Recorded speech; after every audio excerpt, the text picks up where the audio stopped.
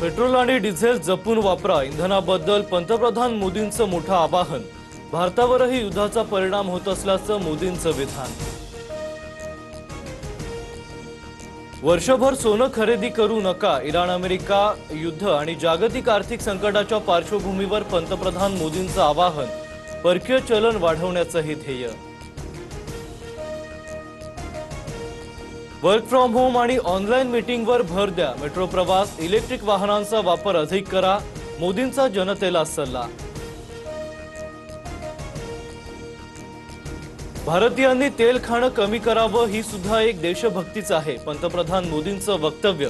दरम्यान रासायनिक खतांऐवजी नैसर्गिक खतांचा वापर करण्याचाही सल्ला। पेट्रोल डिझेल संदर्भात मोदींनी केलेलं आवाहन योग्यच, अधिकचा उपयोग केल्यास अडचण निर्माण होऊ शकते। मोदींच्या आवाहनानंतर मुख्यमंत्री फडणवीसांचं भाष्य। अत्याचारी भोंदू अशोक खरात प्रकरणी रुपाली चाकणकरांची 4 तास चौकशी। नाशिकमध्ये एसआयटी समोर जबाब नोंदवला। खरात आणि संबंधित संस्थांबाबत चाकणकरांना 8 मोठे प्रश्न। दरम्यान सर्व प्रश्नांची समर्पक उत्तरं दिली। चाकणकरांची प्रतिक्रिया।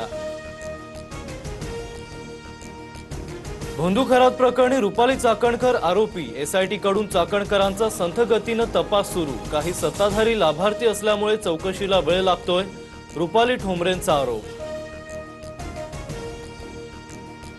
भोंदू अशोक खरात प्रकरणात 4 मंत्र्यांचा समावेश, नाना पटोलेंचा आरोप, तर नेत्यांना वाचवण्यासाठी रॅकेट सक्रिय। खरात प्रकरणावरून रोहित पवारांचाही हल्लाबोल। संतांकडे वाकड्या नजरेनं बघणाऱ्यांचा कार्यक्रमच होणार, मंत्री नितेश राणेंचा इशारा। तर संग्राम भंडारे प्यादा, माझ्यावरील हल्ल्यामागे राणे सूत्रधार असावेत, मुख्यमंत्री दखल घेणार का, विकास लवांडेंचा सवाल। नसरापुरातील चिमुकलीवर अत्याचार केल्याच्या निषेधार्थ कॅन्डल मार्च। नराधमाला फाशीची शिक्षा झालीच पाहिजे, संतप्त नागरिकांची मागणी।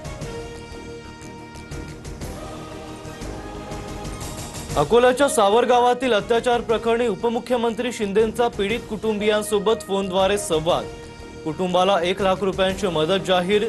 खटला फास्ट ट्रॅक कोर्टात चालवण्यासह आरोपीला कठोर शिक्षा देण्याची कुटुंबियांची मागणी। तमिळनाडूमध्ये मुख्यमंत्री पदाची शपथ घेताच स्थलपती विजय यांचे 3 धडाकेबाज निर्णय। दरमहा 200 युनिट्स वीज मोफत। प्रत्येक जिल्ह्यात अंमली पदार्थ विरोधी पथकासह महिला सुरक्षा दलाचीही स्थापना होणार।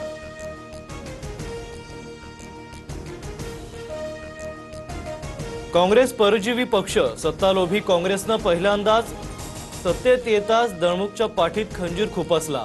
तमिळनाडूमध्ये सत्ता स्थापन होताच पंतप्रधान मोदींची टीका। गुणरत्न सदावर्तेंच्या गाडीवर शाईफेक प्रकरणी मनसैनिकांवर गुन्हा दाखल। मनसेचे जालना शहराध्यक्ष राहुल रत्नपारखे यांच्यासह 3घांवर गुन्हा। सदावर्तेंच्या गाडीवर शाईसह सुपारी फेक करण्यात आली होती।